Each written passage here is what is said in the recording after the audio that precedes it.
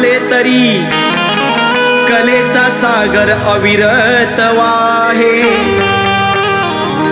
शाहिरांच्या ओठावरचा शब्द काळासही भेदून टाकत आहे. देह जरी विसावला तरी कीर्तीचा सुगंध चिरंतर राहे.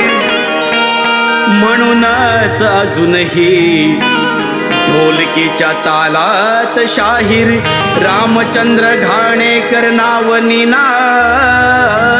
आहे.